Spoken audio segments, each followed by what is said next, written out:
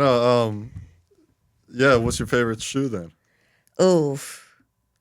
I'm not a favorite probably. I just enjoy having a lot of options. I like to like It doesn't get too complicated for you. no, not really. Yeah. Not too much. I'm not like a oh these Jordans dropped this day and I want that specific. No, like Right. I just like them to look good, match something that I'm trying to wear and make the fit work. About other than that, Like it's just gravy. right. If because I like shoes can go with anything, right? I mean, for the most part. So how do you decide as you leave the house? So sometimes I'll start if I have a pair of shoes that I want to wear, then I'll build the outfit around the shoes. Right. Or sometimes like I'll just pick one article of clothing that I know that I want to wear, whether it's pants or a shirt, and then I'll kind of just build from there. So Got it. depending on what the other articles end up with is where my shoes go, It's just or a if I have a feeling All right. Last question about the shoes. What do Jordans feel like? oof. What's the ambiance behind a Jordan? Probably confidence. That would be my like if Yeah. I'm rolling up somewhere that I need to make a statement before I actually open my mouth or before I make a statement. That's probably what I'm gonna wear. What shoes did you wear here? These are just some New Balance 650s. They're nothing crazy, just the cream and whatever white. I guess That's your fuck this shit. Shoes. Look, it was more about the other part. I knew that my shoes wasn't going to show, and here we are talking about my shoes. So I should have wore the other ones. I literally thought about that. I was like, look, everybody in the pot is just showing them from the chest Right. up. So like, I ain't got to worry about my shoe game. But Right. here we are. So Welcome to the Gulf Coast. Welcome to the Gulf Coast. Welcome to the Gulf Coast. Welcome, guys, to the Gulf Coast Music Podcast. Today's new wave, Lex B. what's up, y'all? Nice to see you. Yeah, just blessed us with a great song. It was really well written. Thank you. You kind of briefed the song beforehand as well, but I'd love for you to Yeah. speak more on it and your writing process. So the whole thing is a true story. Riding down a stretch on 98. My girl and I were taking a ride. Did you write it as y'all were going? Cause No, it's I did not really actually. So, accurate. okay, I guess I should probably start there. So, I went to LA with my management group at the time. At the beginning of November. So about a month after the day I fell in love actually happened, and I was working with this producer who he'd worked with Justin Timberlake and the Pussycat Dolls and all these like crazy big names, and this was 8 years ago now, so I was 20. 24, 23. So I was a Briefly, baby. how did you meet that guy? A gig in Destin, actually, at AJ's. He happened to see me playing and came up and Fairy kind of like you tale. see in the movies. Yeah, but not a fairy tale ending, let me tell you what. But yes, it started as a fairy tale, sure. And then they flew me out to LA. He actually flew back in, signed the contract with me, and for me to be under his management. And then they flew me out a couple weeks after that, the beginning of November. Sorry to keep cutting you off. No, but you're good. That when you first got that, like how lit were you and how Oh. fast did you sign that contract? The videos and stuff that I took of the studio and where they had me posted. Oh my gosh, we went to, and this was before you could buy things in the gas station here that were legal in California at the Got time. it. So I get off the plane and Oh, first purchase. we hadn't established in our conversation that I was a gardener, if you will. And he was a gardener and a big time gardener, like all day kind of gardener type of thing. And when I realized that he was, and I kind of made that like, hey, by the way, it was like a whole different vibe fell on. And we were like, oh, okay, now it's really time to have fun. So that's the first place he took me. And I was like, a kid in a candy store is an understatement for how I felt at that point in time. And it was awesome. And also simultaneously the same weekend that I was there, actually it wasn't the beginning of November, it was the end of November because the Iron Bowl was on. Got it. And we beat Alabama that year. Was that the kickoff return? No. I was there for that. I was in the stadium for the kick six. Yes, I was there for that. That was not that year. This was a couple years later. And we had like lost 2 or 3 years in a row to Bama. And I think actually the last year that we'd won was the kick six. And so this was the first time that we won since then. It's been a minute. Yeah, look now, don't play with me, okay? Because I was there in the stadium, and that makes me feel extra old thinking about how long ago that was. In fact, so But we beat that moment Bama. lasts a lifetime. Oh, forever. 1 second. 1 second for a lifetime. Yes, for sure. But anyway, so it was like a dream come true being in the studio. It was like the coolest studio you've ever seen on TV Yeah. times 100. Like it was the room we were in was the moon room. It like everything glowed. There was like it was just so cool. I can't even put it into words. So I felt very cool at the time, and then was in the studio with this huge producer, and they looked at me and they were like, "Okay, we want to do an entire brand new song. Go in the booth and write a song." And I was like, mind you, I had, in my opinion, only been songwriting for a couple months. Right. Prior, the you time. were just doing cover songs. Yes. So like I had written a song for my cousin who passed away when she was 21 and I was 20. And that was the first song I ever wrote. And I hadn't even really written anything since then until I started One Night. And that was like the first song that I wrote. Right. Now, do you think that being such a heartfelt song, the Mm-hmm. first song that you made, that it's just great no matter what? You know, like even though it's your first song, you felt like a rookie maybe. I've gone back and I've thought about redoing it, but because it's so heartfelt, Yeah.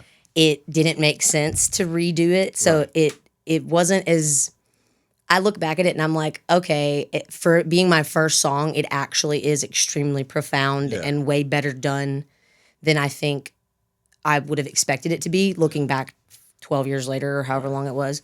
But I definitely see the growth in my writing for Okay, got it. sure, for sure. Even between that and One Night, like Yeah. it was almost like a switch was flipped on Gotcha. that I had been trying to turn on for so long. And my cousin, her passing away, opened up a different side of my creativity that I didn't have before. Yeah, yeah, And even though I definitely wouldn't say that song is one of my best writing wise, it let my creativity flow. And that's when, Yeah. not right away, but eventually when I was able to start writing for real. So The Day I Fell in Love was probably, like, in the grand scheme of things, the 7th song I ever wrote in my life, if that, like maybe earlier than that. But I would consider some of this section like some of my best writing, which is weird because it didn't fall further along in my writing career. But Sorry, what's that song called again? The first one? the first one that I wrote is called Anna's Song. That was my cousin's name. So I haven't actually released that one. Okay, got it. It's still in the vault, kind of respect that. because I wanted to maybe go back to it and like Yeah. tweak it potentially. But then once I tried to do that, I didn't want to ruin anything that I had made the first time because when I wrote it like maybe the night or the day after that she passed. That's and unbelievable. yeah, and my family, my family's from Iowa, and so I flew up to Iowa to be with them, and I played it for them while we were there for the funeral and everything, and It's quite the eulogy. yeah, it was pretty intense. It was very, very heartwarming, and then my family kept having me play it, which was, it was great, but also it was like, okay, well, Yeah. this is really hard, but it was But there's no better praise. Right? exactly. And to immortalize somebody in a song like that, I think whether they're your family or your friend or your lover, like there's no greater honor, in my opinion, Yeah. than to do that for someone. So Yeah. That's But- a good way to put it. yeah, I mean, at least that's how I think. I hope that she would feel the same way, but so I guess she didn't really have a choice in it. Sorry about that, Anna, but yeah. So she was yelling encore from Yeah, up there. yeah, for sure. So then if you want to keep telling So that yeah, story. sorry, sidetrack. So I go into the booth and I'm terrified. I've never written like that, never been told like just go do this. I don't know if they thought that I could do it So or they just kind of told you straight up, just like, we don't care as what you crazy wanna as do. that is, like they were just like, you know what? Can you just write us something fresh to work with? Interesting. And because they knew that I hadn't written a ton, like I had shown them One Night and a couple other ones, That's a Start, and just some other Last First Kiss, some like really early stuff that I wrote. And they thought it was good enough that I guess they thought I could go into this booth and just on the fly, which, to be fair, that's exactly what I did because I wrote The Day I Fell in Love in 30 minutes in the booth right there, that entire song. Damn, that's cool. Yeah, when I say that out loud, it's like, wait, what? Because it doesn't feel possible when I look back at it. I'm like, that song feels so much more complicated than that. Now I feel like if I went to do that, I mean, I still have songs that come to me that way, but Yeah, 30 minutes or so in the booth, and I came out, and they were like, Lex B. "Yeah," you're like, "Wait, what?" And so, which Jay-Z. looking back, I'm like, "Wow, that really was actually very profound for it to come out that simple and that easy." I didn't know it at the time. I thought that it was just what they did. So I'm like, okay, let me just roll with the punches and create a song, and then it's now probably the one I play the most at my shows and stuff to this day. So, That's cool. That's so cool. yeah. They got the best out A of lot of necessity, exactly. And sometimes, people say that, like, if you need to write a song, it. Right. sometimes that's the best time it comes out. Like, I think Sarah Bareilles, when she wrote Love Song, she wrote that, obviously we all know, as a kind of a screw you to her label, because they told her, write us a love song. That's what we want. And she's like, well, watch this. And then there went that song. I'm not going to write you a love song just because you ask for it, because you need one, you see. Right. So she turned that entire thing on its head and made what they were telling her to do work Wow. in her favor. I'm but glad you broke that down. I'm gonna listen to that on the ride. oh yeah, you never heard that story? No. Sarah Bareilles, yeah, that's why she wrote that song, was kind of as a screw you to her label, because they were telling her what to do, and she came out with that masterpiece. So yeah, go listen to it with that fresh lens, and you'll hear it a little differently. Yeah, and then put you some Converse on, lace them up, go run the courts. Yeah. Music feeds the soul, but food feeds the future. Right here on the Gulf Coast, thousands of families don't know where their next meal is coming from. Feeding the Gulf Coast is changing that tune, one meal at a time. Imagine this. For every $1, you can provide up to 5 meals. That's like turning a quiet solo into a full-blown jam session of hope for someone in need. Let's turn the volume up on kindness and down on hunger. Visit feedingthegulfcoast.org to donate today, because together we can make sure no one goes hungry on or off the stage. Feeding the Gulf Coast, because every community deserves an encore. Whoa, whoa, whoa, don't let the dogs out. The City of Mobile Animal Shelter has many loving pets ready for a nice home. Whether you're looking for a dog like Snoop or a cat like Doja, the City of Mobile Animal Shelter is where you can find your next friendly companion. They're located at 855 Owen Street, and you can stop by anytime between 10 a.m. to 4 p.m. We all need a little bow wow in our lives. Call 251-208-2800, because the City of Mobile Animal Shelter has you covered. That's 251-208-2800. Roof. So, getting into songwriting, I guess, what was like the, how do you balance like performing your cover songs and your songs that you've written? I don't.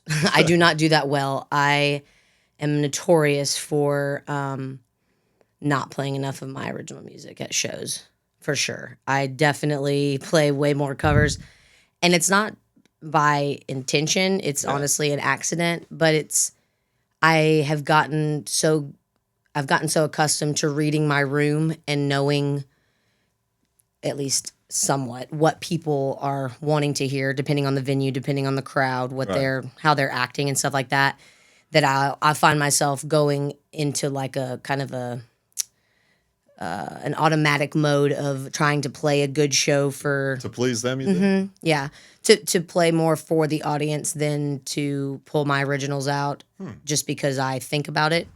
It's more I want to play what people are going to enjoy. Not that I don't think they'll enjoy my music, but that's just not, because it's original music, it's harder to gauge people's reaction. Right. So even if I play a song and I say that it's an original, I'll get people that clap at the end. Yeah. If I don't say it's an original, they don't recognize it, and so they're not really paying attention. So when I finish it, they may not necessarily clap the same way. It may get a kind of a golf clap. But what do you think is more authentic? Originals or covers? No, the process of like playing the original. Definitely doing it with them knowing, because I find myself when I do it without them knowing, I'm not giving them a chance to listen better. Got it. If I go into it, and actually my previous manager taught me that. He was like, always, And I kind of test it myself just because I'm an experimental type of person. Like I like to see what's going to happen and what's going to work in front of my eyes instead of just assuming that way. So I'll do it both ways still. But he used to tell me like, tell people it's your song so that they know when they're listening that this is not just some other person's music. Right. Because people that want to hear original music care about original music. They care about something about whatever's going into it, even if they don't know why. Right. Otherwise, they just feel inept to mainstream music. Exactly. And we don't want that. We want to introduce people to original music. Yeah. So not saying anything is sometimes I won't say something if I feel like the vibe isn't there for me to talk about it or something like that. Got it. And then when I find that, people pay way more attention when I tell them it's an original. And when I tell them that it's an original I'm about to play, I'll see Take the popcorn heads out. turn. Yeah, exactly. Like they want to pay attention. They want to know what I'm about to say and where it came from. Yeah. And when I, like for the day I fell in love, for instance, when I tell them, like, I have a resort that I play at in Fort Walton a lot. And I'm like, yeah, this story took place right outside, on this main road that you drive in on. Like, when I can tell people that, they're like, Right, they feel it. yeah. And I'm like, it makes me feel like a cheese ball, but it's like, okay, well, it's connecting them somehow. And that's what I'm looking for. If I can connect you, even if I feel cheesy about it, whatever, I can get over that. Right. So You're describing it like paradise. They're like, I just threw my trash over. exactly. You're very confident. You're very easy to talk to. Did that happen prior or during music, do you think? Both. Got it. So I was born and raised in church, big time, like doing children's music by myself at 12 years old for an entire pretty decent sized church of children's church, whatever, up until I was 18 and moved to college. I played drums in youth band until then. So I had a lot of like outside forces forcing me to handle myself in a way that was able to communicate with an adult or with someone else and not feel that I wasn't being confident. But my parents too. My dad was a very charismatic and confident guy, and he instilled that in me to kind of not own the room, but make sure that people are aware of you in the room, because people that own the room, it's kind of overbearing. But making people aware of that you're in the room, at least just, Yeah. No, I really appreciate you for bringing that up. My dad said, don't demand respect, command respect. But I like the way you put it as well. Can you give an example of that maybe? So, if we were doing this and there was other people that were in here with us, or like we hadn't started the podcast necessarily, but we were just kind of milling about, I wouldn't necessarily interject myself into conversation until I know that I have something worth adding to the conversation. Nice. People that want to demand respect or whatever, they're going to be talking without anything to say. Right. Yeah. So I'm kind of wouldn't say I'm a person of few words, but I'm a person of choice words. So like if I say something in a setting like that or whatever, it's because I actually have something I really want to say. Yeah, that's a great example. I find that when you say things with intention, or you say things that you've thought about it beforehand, and like, I don't mean just like, oh, the thought hit your brain and that's your thought and then you say it. Yeah. When you've actually processed some of the information before you say it out loud, you're able to get a different kind of respect than someone that's just bravado and just being the loudest person in the room. Yeah. I'd much rather be the smartest person in the room than the loudest person in the room. Yeah. Not that I would think that way, but I just mean like the person that's loudest is normally not the smartest. Yeah, I feel like some TED Talk music should come on now. That was really good. Yeah, thank you. Again, the confidence and the wittiness is you're on a different level with that for sure. Do you ever notice that when you write songs, you find yourself stumbling after? Like sometimes when I would spend a lot of time writing music, I'll like stutter in my speech afterwards. Do you ever notice that, or does that never hit you? Honestly, I deal with some pretty hefty anxiety, and I find you wouldn't guess that. I love that. I love that is there's also a bit of, I'd be lying if I didn't say this too. There's a bit of a switch Yeah. that the person that walked up the stairs into this room with you probably isn't exactly the reflection that you're getting now. Okay. It's just I don't want to call it a character, but it's not A defense mechanism? probably. Also, my parents were ballroom dancers my whole life, like Dancing with the Stars type of stuff. Got it. And it's a very like high energy and you are on is what the best way that I can think of it. So when I come into a setting where like this or a gig or something, like when I step foot out of the car or when I stepped foot into this room, I am switching that Right. persona seems like too much of a word And because we're it's on still in me. 3, 2, Right. 1. But I've somehow like inherently turned like I've created this switch in myself and I don't even necessarily realize it Yeah. until afterwards. Like I'll Yeah. hear or see a video and I'm like, Really in the present. yeah, like it's like that's good. I'm watching from not an out of body experience, but Yeah. a different body experience. Like the person that I'm seeing on stage is me, but there's a level of you're getting the personality that I don't have the energy to facilitate all the time. But on stage and in the correct interactions, I do have that. But outside of that, you're going to get a little quieter version. Like the amount that I'm talking or the way that I'm carrying myself is going to be different in my regular life versus anything to do with business or music or something like that. That's how it should be. And that's kind of I think the confidence thing for me. Like it's there. It's just whenever I turn that character on, Right. it just kind of tumbles out without me realizing it. Gotcha. Hey fighters, listen up.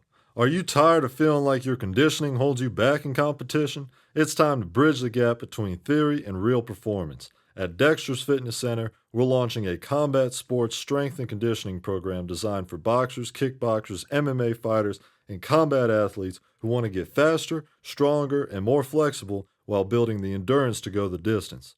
No more outdated workouts, no more burnout. This program is built to enhance your skill work, prevent injuries, and maximize your potential without wasting your time or overwhelming your body. Training starts August 12th at Dexter's Fitness Center, 1900 Government Street, Mobile, Alabama. Sessions are Tuesdays and Thursdays from 6:30 p.m. to 7:30 p.m.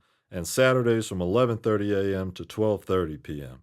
If you're ready to step into every fight confident, prepared, and in peak condition, call 251-709-2654 or email contact@dextersfitnesscenter.com today.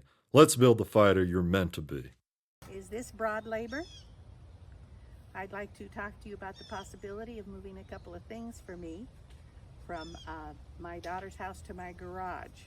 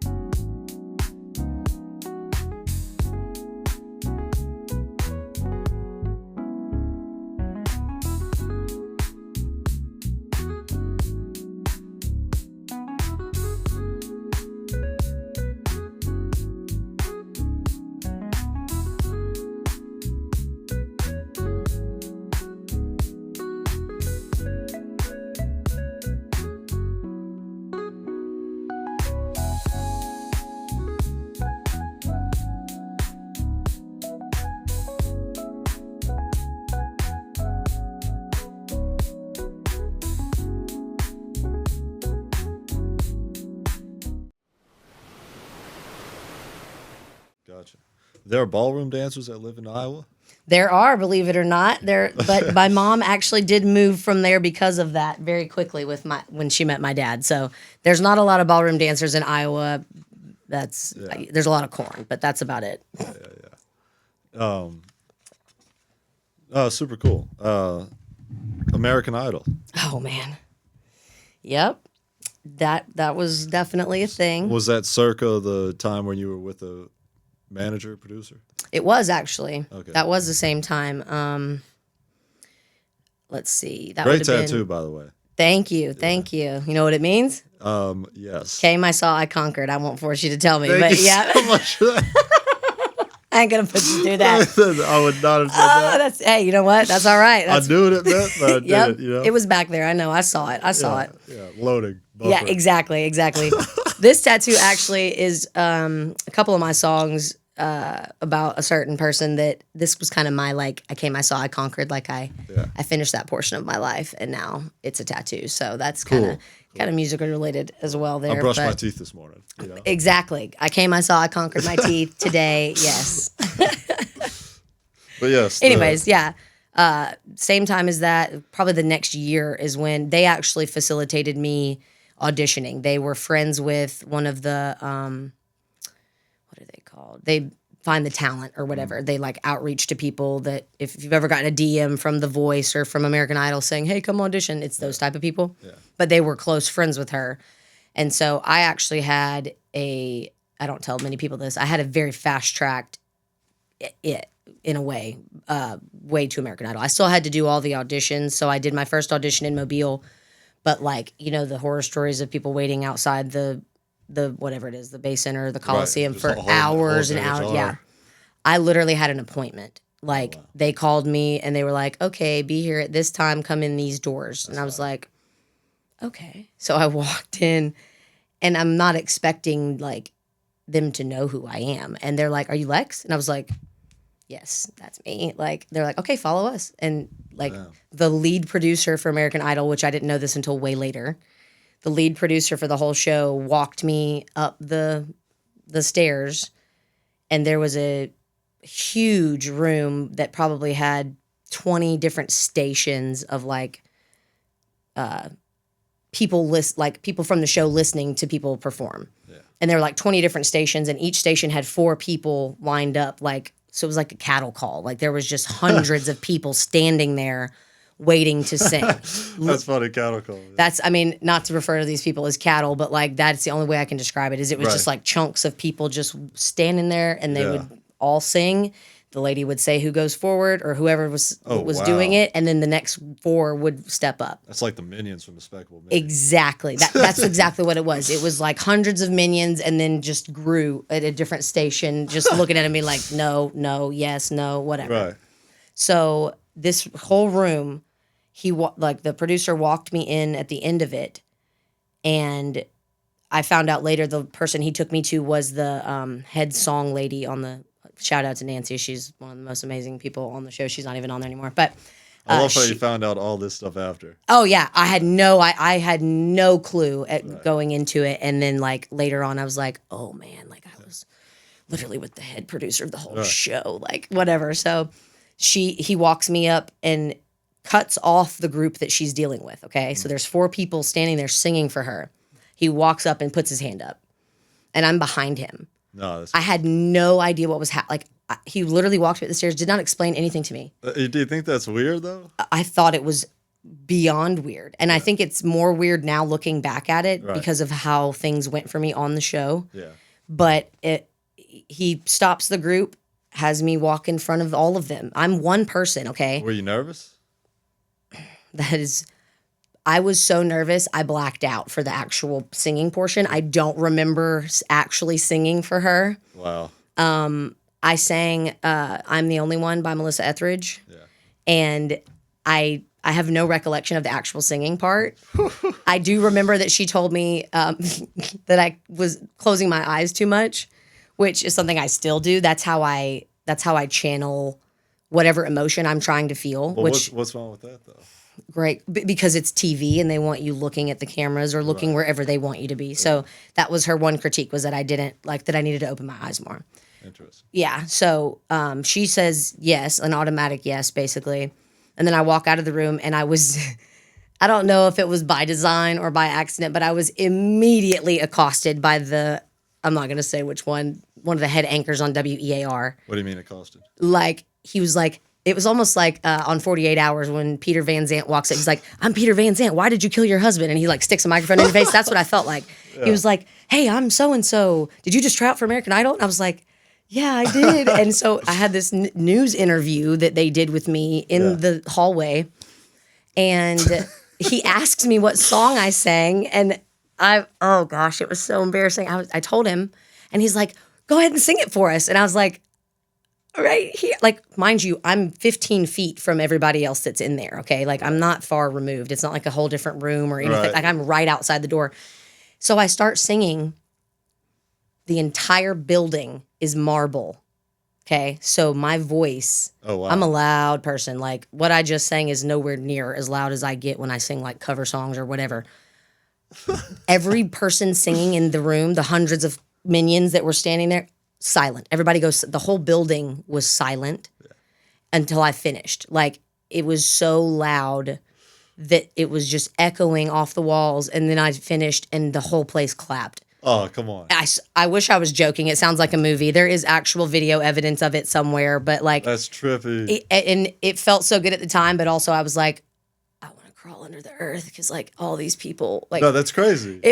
I'm not that type of person. I know that I am in a job where I am Right. taking the light or Oh. trying to be in the light, but sometimes that's just not what I would have frizzled or something. I probably did. Like yeah. So, and then every, audition after that, there were 2 or 3 more, but I was always fast. Like I always didn't have to wait in line. Like I never had to wait in the lines that anybody else had to wait in. How weird did that feel? It gave me a sense of maybe this is going well that I probably wish I hadn't have had Yeah. based on just the way that things Do you went think down you and the got stuff that I content, was. Or do you think you just got misled? I think that anybody on that show gets misled. Or any show, not even just that one. Yeah. Anybody on any show that thinks it's about anything other than TV ratings and views Right. is going in with a misconception. Yeah. And I hate to say that, but like I didn't realize near as much as I did before as I did after. Right. Like once I looked at it, I was like, oh man, I was so naive. Like Right. it Did it feel like an experiment after? kind of, it felt like, so I'll just be straight up. Somebody legitimately told me, one of the producers that I worked with the closest the whole time I was there, and I made it through the entire week of Hollywood Week. Like I was the last person sitting on the floor as the top 40 was called. So like a producer came to me and was like, you were literally 41. Like right before the top 40, I was one of the people that they were arguing over. And she genuinely told me that I needed to come back with more of a story. Oh, wow. And when I heard that, I was like, and it was a very heartfelt moment. Like she was like hugging me goodbye. Like it was never meant to be known by Right. other people, but it's something I held on to of like, my dad was sick at the time and I refused to let them go into that. Oh, yeah. And so when she told me to come back with more of a story, I was like, oh, okay, Yeah. wait. Not that I thought it was all about the music at all, Yeah. by any stretch of the imagination. I wasn't dumb, but I also didn't think that I would ever have somebody say to me verbatim, and I'm not exaggerating, we need you to have more of a story. Come back next year with more of a story. We didn't feel enough pity, maybe. Yeah. And that season there was some stuff that they touched on and like really honed in on, and one of the things was playing original music, and I was kind of back and forth about whether to play an original song, and the documents you have to sign, I didn't like it. My managers told me it's up to you if you want to do it. Like You give up your rights, you think? it's a lot more legalese than that, but you are giving away part of your rights to that song, 100%. Like not the 100% of the song, but like you are giving away Yeah. some of what and that just didn't sit right for me. It doesn't make sense. I was like, okay, yeah, I understand that I'm playing this for your show, but like, why should I have to sign this away to you if I don't even know that I'm going to make it? Who's the person On that to made the Jesus Make the Wheel song? Carrie Underwood. Carrie Underwood. She won that. She did. Yep. She is like what I consider one of the shooting stars of American Idol, because it's like there's some people that win or don't win that make it to that point, but if you were to do the numbers on how many of the top 40 ever made it past, like the girl that won the season that I was on, never seen her anywhere, never heard a song, never seen not a video, not a picture, not anything. That's where the great story ended. Exactly. Unfortunately. And she was a sweet girl. She was a phenomenal singer. I don't necessarily think that she was the best choice for winning that season because I just think that there was other talent Yeah. that like had a different side of it than she did. But she had a fantastic story. Yeah. She was found in the subway singing like that hurt. Oh. So like You already won. it was a great story and she did deserve to be there. Like she was discovered in a way that like, changed her life and all that. And I love that for her.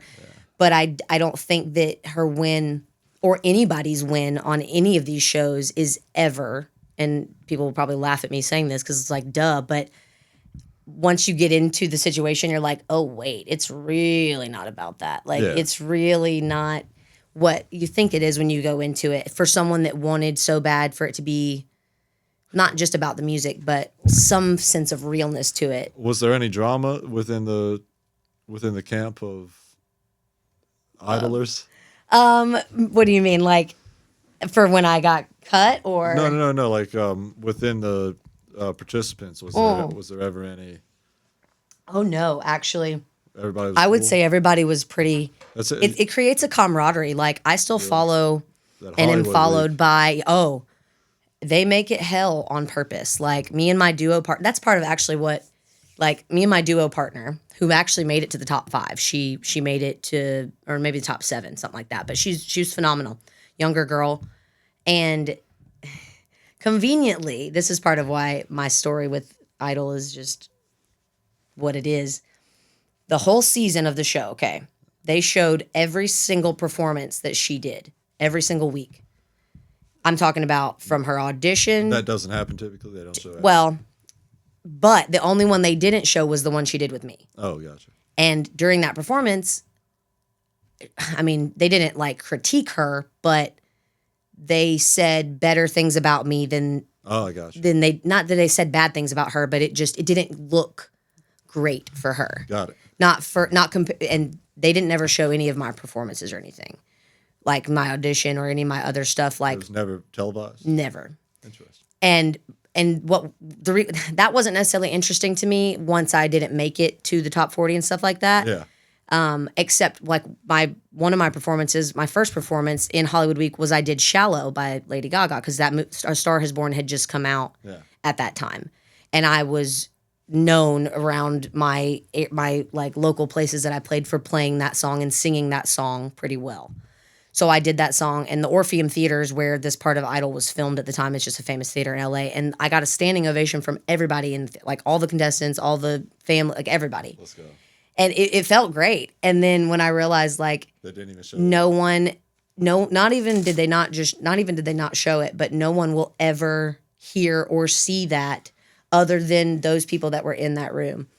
And I not that I can say that it was a top 40 performance because it was my first performance of the week, but it was just more that knowing how good I did in some of my songs and the one performance that I did with this person who made it all the way to the end and they didn't show that performance randomly when they showed all her other ones. Gatekeeping. It felt very like, well, we can't show that because then we have to explain why they're not even on the show anymore. Like why I'm not even ever shown. Like how is that voice? Right. Like, because they did tell her something along the lines of like to watch out for me or like like if we were going against each other that I would have won or something along those lines. Like it wasn't harsh, but it was not gonna look good if I just disappeared after Katie, Luke, and Lionel had been like, oh well, good job. You know what I mean? So it's just very Yeah.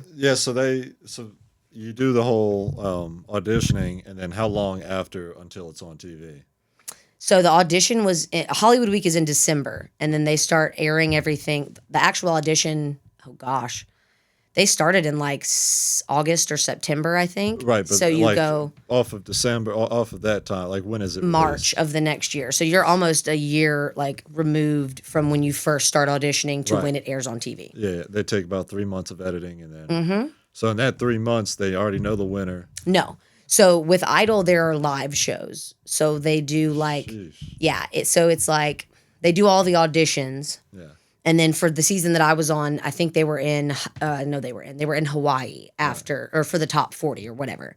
So then those shows are live, I think, or like it's not a bunch of production going into it beforehand. Like it's not months and months and weeks of time. So I don't know if all the shows from then on are live or not, but that was also COVID season.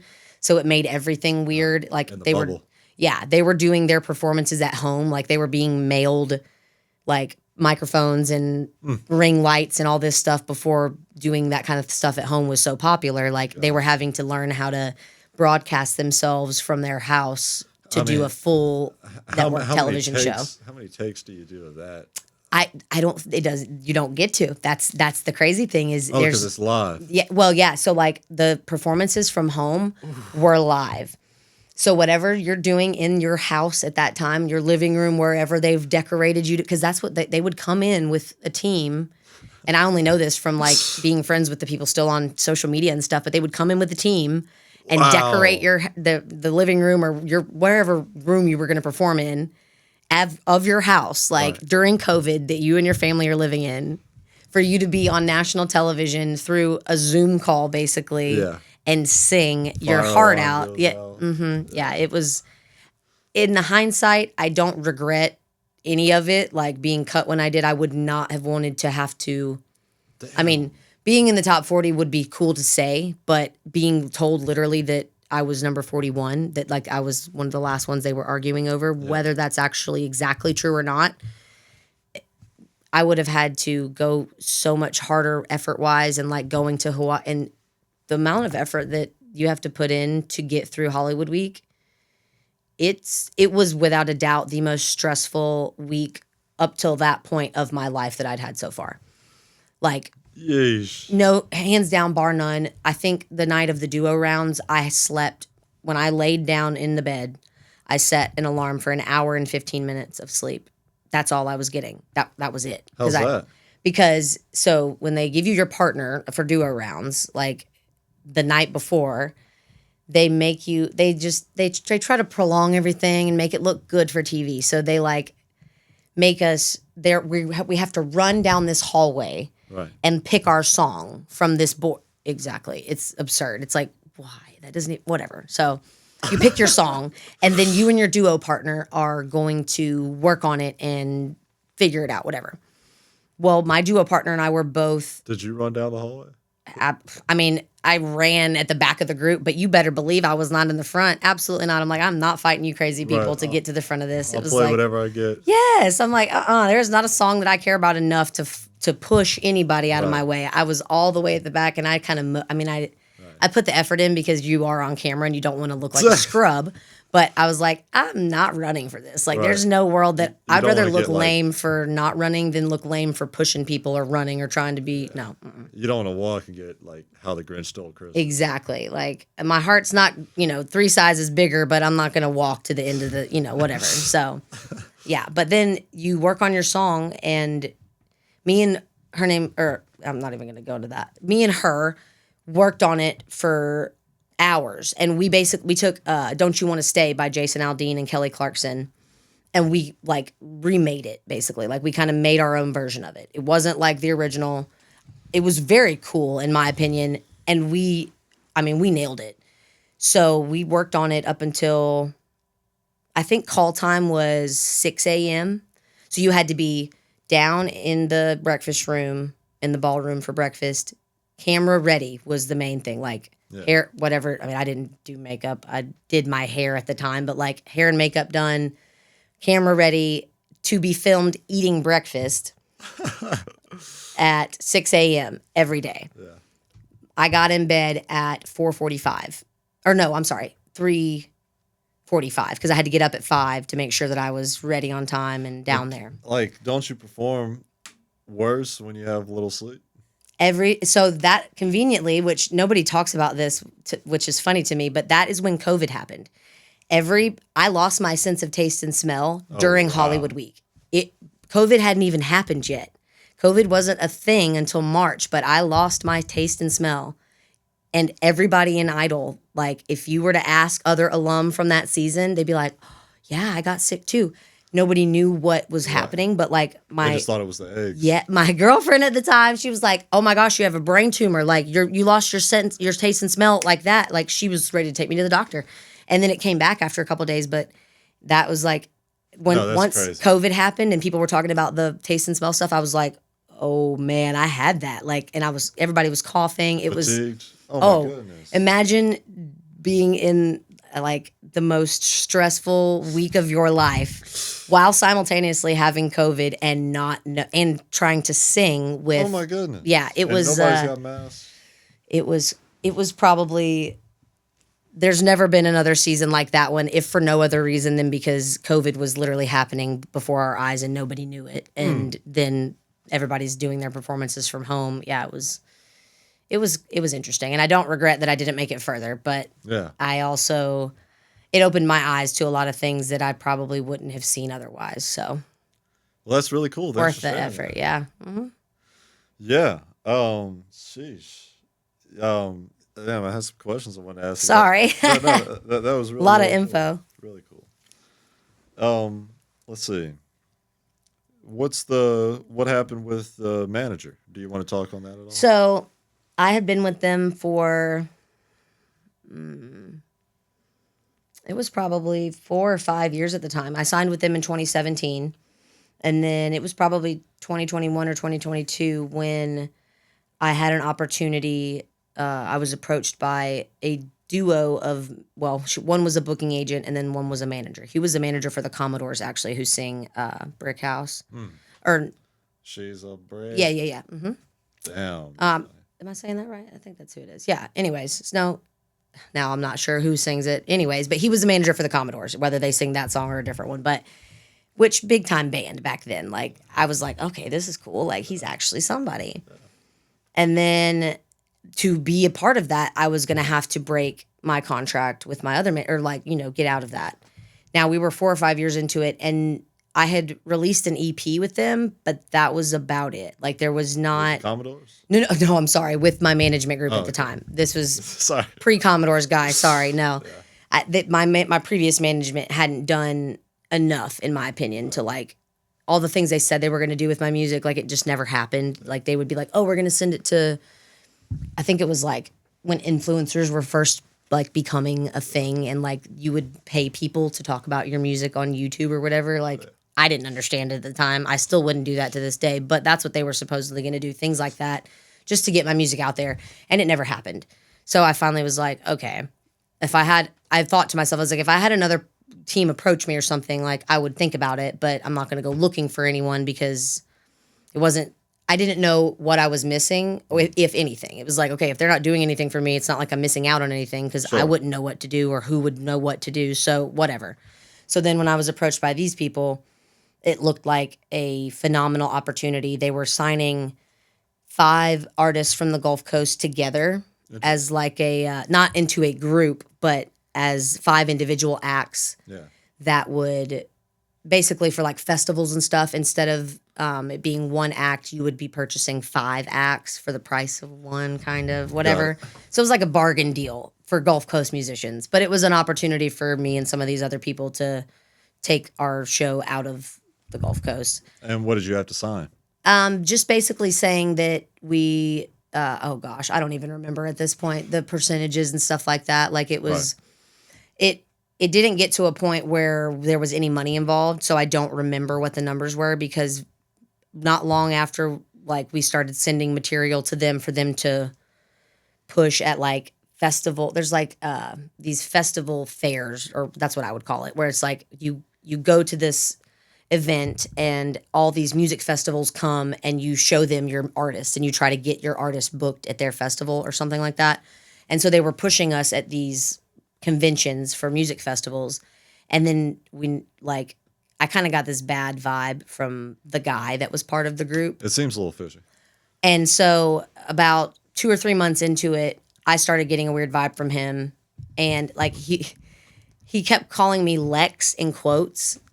And I was like, that's just my name. Like, why are you like referring to it in quotation marks? Like, that's just my name. Like that, it's not just a stage name. Like that is my name. Like that's what I go by. This is not just like some persona I invented. Like my name is Lex. That is what it is. And so it started to piss me off, because I was like, why am I having to make this so clear to him? Like he would literally put my real name and then Lex in quotations and then Burroughs. And I'm like, no, that's not, no.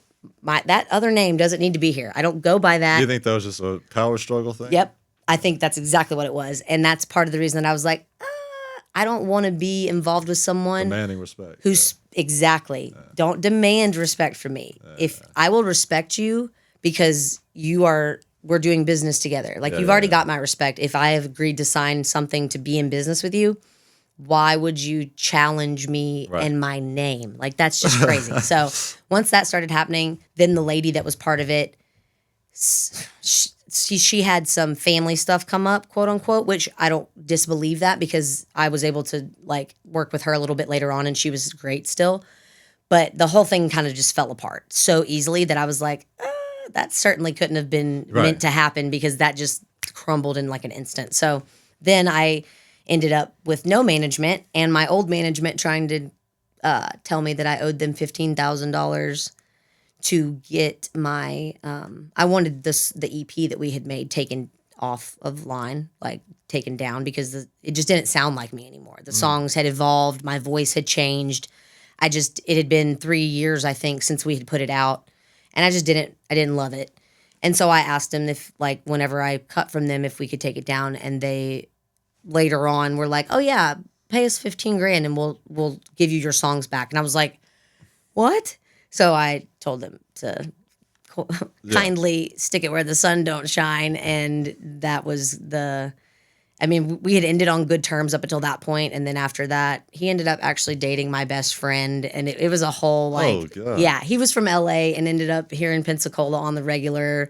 It was a whole crazy thing. But now I'm managementless and kind of, but I prefer it that way because unless you have somebody that can show you documentation of what they have lined up for you and how it's going to help your career and it's going to do for you, don't pay nobody to say they're your manager unless you are seeing actual like effort from it and fruition of the things that they say they're going to do. I just feel like I hear about it so much. The music game just seems so fishy as it is.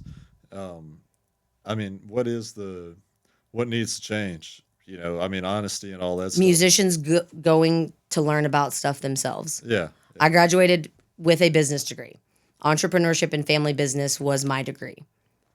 And marketing was like, I had that like a minor. What's family business? So it's basically just like a degree designed for if you want to start your own business or if you want to take over a family business, like if your parents had started a business or something. Got it.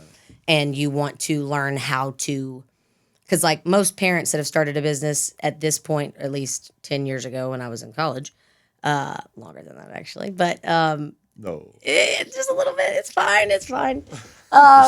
Just the family side of it was most of the people that had started a business didn't go to school for it because that generation wasn't as educated. They didn't necessarily go on to higher education. They started a family business out of necessity. Oh, because dad's a plumber, he started a plumbing business or whatever. They didn't go to school and learn how to start a business, blah, blah, blah. So family business just implies that they're going to teach you how to take over and keep your family business from floundering or how to franchise it and make cool. Yeah, it was a very, very interesting degree that like I couldn't imagine having done anything else looking back at it. Both my parents were entrepreneurs, so I already knew I wanted some type of vein of that. But then every single class that I had around my major was just so helpful for what I do now. I made it one of my classes. Our final project was making a full, complete business plan, which is like 30 to 50 pages long normally, if not longer. And so I did it on my music business because I had started playing music already at that point. And the information that I learned about my business just from doing that business plan for my class, it like everything about my degree has helped so much with what I do. And I hear a lot of musicians that are still in that starving artist mindset because they don't know the business side of things enough. And I hear people that are I've been down playing music in Pensacola. This coming up year will be 10 years, okay, since I moved here. So actually I've been playing here 10 years already because I played here the summer before I moved too. when I started playing here back then, there are people now, 10 years later, that are accepting the same amount of money for the same show that I was doing 10 years ago, which I guess I can just be vocal about it. Average-ish back then, what the numbers I'm talking about would be for a 4-hour show, $150. Right. There's still a lot of people that are making that or a little bit less. There's like some duo shows that pay $100 for each person for 4 hours or 3 hours, which is $200 at whatever. That's insane. 10 years is too long Sure. to have that number be the same. Sure. Once I realized that, and I won't say that it's just common sense because it's not. My business degree taught me, hey, wait a second. I've put way more than, to be a master of something, you have to put in 10,000 hours. Right. I've put in, I don't even know. I used to play 300 plus shows a year. That's 4 hours a pop. Even if you say 3 hours, that's a lot of hours of playing. 300 shows a year. I mean, 56 days off. If that, like, and well, 65. that's a lot of duo or doubles and triples, meaning like I'll do one show and then go to another one and play another one, or I'll do 3 shows in a day. Like, so I had maybe more days off than that, but there were years that I would go 3 weeks without a day off and not even bat an eye. Shit, it ain't nothing to Hollywood week. Nothing to it. That's why it was so ridiculous to me how they treated it, because it's like, this is not real life. Like staying up all night just because you need to get up at 6 a.m. to be camera ready is not how people actually live that life. Like they have people coming to their room to do their makeup for them and their hair for them. They're not doing it all themselves. They're not I hate having when they to. say, "Oh, this guy's the busiest person in the world because he's the top." How artist." many people are doing everything for him? Yeah, Like, come on. what of his does he actually have to do himself other than show up and sing and play the songs? If that's all I had to do, my Lord, I don't even know. I can't fathom what a life would be like where all I had to do was actually the music and the part that I want to do. Like, it's everything else that bogs it down. The content, the social media, all that stuff that we don't want to do like that. I can't imagine what it would be like to. That's why Hollywood Week is so nonsense, because that's not what it's actually like. They just want to make it look pretty, or they want to make it look like that for TV, which no, but That's funny how it's the hell week for musicians. yes, that's what we all called it, was Hell Week. Yeah. That's funny. Well, where do you see yourself with music in the next few years? So this past couple years, I took a huge step back after realizing the discrepancy in price for musicians. I upped mine drastically to where I don't have to play the same amount of shows. Like, the reason I was playing so many shows was because when you're taking $150 for a show, you have to. Sure. That sounds like a lot of money, but in the grand scheme of things, like, you have to play a whole lot of those shows in order to make your ends meet and all that stuff. And when I realized I was doing all those shows and wearing myself out completely, but that's because I wasn't charging what my experience said I was worth. It doesn't matter what I think I'm worth. My experience of playing 10,000 hours of playing my instrument and singing for 10,000 hours makes me a master. Yeah. That means I can charge more. Oh, I could tell just how you were playing it earlier. So, well, and that's not to speak on like any capability, but like when you've done something for that long, you have to respect your own time that you've put into it. And that reflected in me changing my price. And once I did that, the type of venues that will have you completely changes. I went from bars and restaurants to resorts where I'm making triple in one 4-hour gig or one 3-hour gig what I was making, what I know my counterparts are making at bars and restaurants for a 3 or 4 hour show. So why don't more people do it? That's a phenomenal question, Quincy. I don't know. I encourage every person that does music that I talk to raise their. But the thing is you have to be good enough to do it. You have to be good. And that's not a dig at anyone. That is just you can't be your average everyday Joe Schmo that's playing, Wagon Wheel and Jimmy Buffett Yeah. and expect yourself to be able to charge $350 for a 3-hour show. Right. But that's where I'm at. Like if I'm going to play a 3-hour show somewhere, that is the number that I'm getting paid. What's your math on increasing your price over time? So I can honestly say that my first jump, I was looking at my private gigs that I was doing and how much people were willing to pay for those. And I was like, okay, wait a second. If people think I'm that good, because I would throw out numbers and it was like throwing darts at a wall and everybody just said yes. And That's I'm so like, funny, right? Isn't it like sometimes the higher the price that you throw, It really does. Like people are like, oh, it's that shit. Man, marketing that mentality exactly of like, oh, well, if they think they can charge that much, then I'm willing to pay that much. Great. So that's kind of what I started like kind of experimenting with my private events and seeing what people were willing to pay.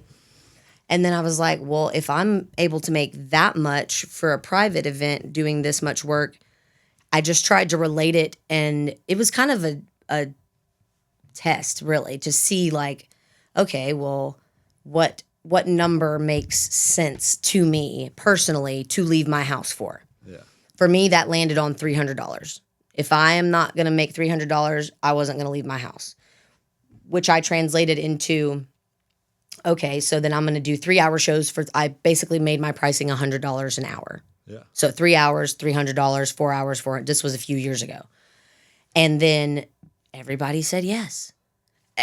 Amazingly, I didn't expect that. I was like, wait, what? Like, right. you think when you do something like that you're going to lose. And now I say everybody. There's one venue in town, the biggest venue in town that has the most music, I would say probably here in Pensacola. And I had been their most frequent performer Right. by far. My band was playing there Friday and Saturday nights twice a month. So 4 nights a month, my band was at this location, and I was playing their solo at that location for every week, once a week, and at another location every week once. So I was playing Lex like and the regulars. yes, exactly, Lex and the regulars for sure, absolutely. So I was averaging there probably 16 shows a month for this one establishment. Yes, okay. So Jeez. yeah, Home away exactly. from home. Exactly. And let me tell you right now, it's nowhere that you want to call your home away from home. So once I decided to up my pricing, it was around my birthday. So I had decided, which is in November, it's coming up in a couple weeks. November, I was like, okay, for this beginning of this year, this is where I'm taking my pricing. Settled, that's it. Like giving myself kind of okay, I can start telling people that once the year starts, here's where I'm at. And for booking new places, here's where I'm at. So the venue had reached out to me talking about booking for the next few months. And I was straight up with them. I was like, hey, here's now mind you, I've had no pushback from any other place that I've told this to. They're all in agreement. Everybody's all cool with it. I'm like, hey, this is my number that I'm going to for my solo shows. And I even kind of did him a deal because I was working with him so much. I was like, but I'll do X amount less for you because I'm here so much, blah, blah, blah, for my solo stuff. And then band stuff, it was basically, he was going up $100 on their pricing and I wanted to go up $2. That was and so it was $100 difference. And he said, well, it was with my solo shows first. I said, here's the number I'm going to. If you're cool with that, great. And he said, don't come back next week. Literally, this was a Monday, and I was supposed to play there Why on is there Wednesday. so much rude talk and And music? yeah, he's like, don't come back on Wednesday. I'm like, okay, that's literally for just asking a childish. question. Yeah, because I had even told him, I'll keep this pricing the same through the end of the year, just People starting like in that January. don't evolve. You are 100% correct. And this establishment has zero involvement from the time it opened until now. Right. Which they make the most money in the entire city when it comes to venues and bars and stuff like that, which is why it was absurd to me that the number I was asking for was Right. inconceivable because I know what you're bringing in at the door. Yeah. I know what you're paying me and what you're paying the other bands that are here. You're you're making hand over fist compared to what you're paying us, and Right. you're gonna be discrepant on $100. It was very easy to be like, oh yeah, no, absolutely not. So once he said, don't come back for my solo show, I said, well then let's just go ahead and plan not to book any band shows for the next year either. Have a good day. So, Yeah. but sometimes it takes that. It took me turning around and telling my biggest client, kind of screw you. Like, but once I Wow. got over that initial, like, because this was my biggest venue for the whole time I'd lived here. That's what was paying the bills. Oh yes. My 1099 from them at the end of the year was stupid. Like from that one establishment, and I was terrified. I was like, oh my God, I'm about to give up at least two shows every week for this place, Right. plus band shows What on a the jump, weekends. man. Yes, it was a leap of total faith, and then that was when I started resort gigging, and Best decision. I made more in that first year after giving that up than I would have thought possible after giving up so much money from that one place. Yeah, Like that's it really just cool. made itself back in ways that I would have never believed. But it takes Right. being over getting treated like how they want to treat you. Like you have to stand up for yourself and be like, no, I am good at what I do. I'm a good musician. I'm a good performer. I'm a good whatever. And you're going to pay me that way because you can. You're choosing not to, which tells me that you don't care about the quality of the bands that you have, which is what I then started to realize. I looked at the bands that were being hired there and I was like, wait a second. My band is light year, not to be arrogant, but like my band is light years beyond what this band is doing. Not that we're the best, but like I can see Sure. a discrepancy there. You just know when music's good and when it ain't. And if my band is that much different than yours, why are we getting paid the same amount? And if that's the case, you got to go other places. If you're getting paid the Respect your same worth. as, Hell yeah. yes, you have to. And that's the thing that I do not see artists and musicians do enough of. Yeah. But and it all leads back to the business side of it. I think that what people are missing, what they're not doing is learning the business of business. It doesn't matter if you know the music business. You need to know business before you can run a business. And that's what we're doing. Even though we're playing gigs and we're writing or whatever, however you make Yeah. your money as an artist, you are still a business. Everything you do is a business. If you're exchanging money for service or goods or whatever, that is business. And you should have more business knowledge than most people that are in this industry do Yeah. if you want to do that. Even YouTube, doesn't take a degree or anything like that. Just having minor knowledge about stuff like that. I really appreciate you for breaking that down, and sorry to cut it off, but I don't want No worries. the camera quality to get blurred because it's been going on for so long. But it was phenomenal talking to you. Yeah, And you're absolutely. Thanks for having me, a man. very great conversationalist. And guys, thanks for tuning in. Make sure you go stream that American Idol episode and catch some videos of when she did the crazy singing moment and scaled Nope, the no marble videos. wall. There's no videos. You can't even see me on there. So don't try to do that because you won't find me. But yeah, catch Lex B on all platforms, and we'll see you guys in the next wave. Welcome to the Gulf Coast. Welcome to the Gulf Coast. Welcome to the Gulf Coast.